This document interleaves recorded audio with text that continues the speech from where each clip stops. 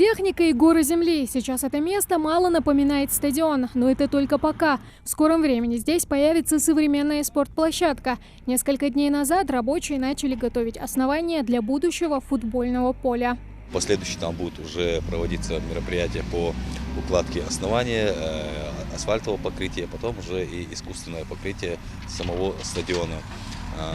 Помимо основания здесь у нас предусмотрена установка скамеек, урн, установка воркаут-площадки, организация парковочной зоны, ограждение, освещение. Кстати, благоустраивать третий микрорайон Карабулака начали еще лет 5 назад. На внебюджетные средства тут появилась игровая площадка и небольшое футбольное поле. Но чтобы довести этот проект до ума, не хватило денег.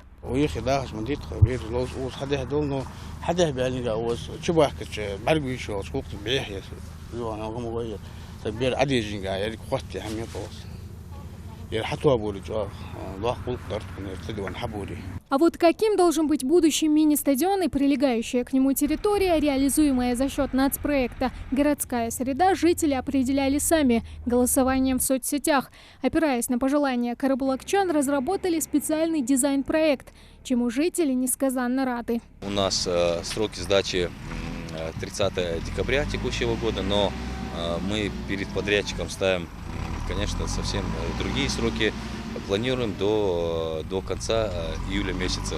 У нас 30 августа День города. Соответственно, к этому сроку, я так думаю, уверенно можно сказать, что объекты уже будут сданы, и официальное открытие планируем приурочить к Дню города. Пока тяжелая техника разравнивает землю для будущего стадиона, немного дальше еще одна команда строителей готовит основание перед асфальтовым покрытием. Здесь уложат тротуар. Сейчас рабочие устанавливают бортовой камень. У нас от улицы Берда-Евлоева, по улице Кирова, от улицы Берда-Евлоева до улицы Луговой, протяженностью 940 метров будет прокладываться тоже тротуар. Отсюда уже подрядная организация начала работу по установке бордюрного камня.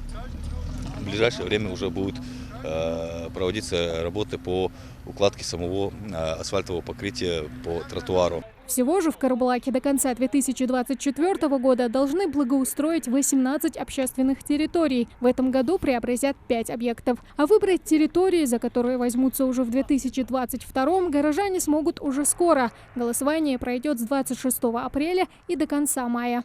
Тамара Хашагульгова, Хасмагомед Майсигов, Новости 24.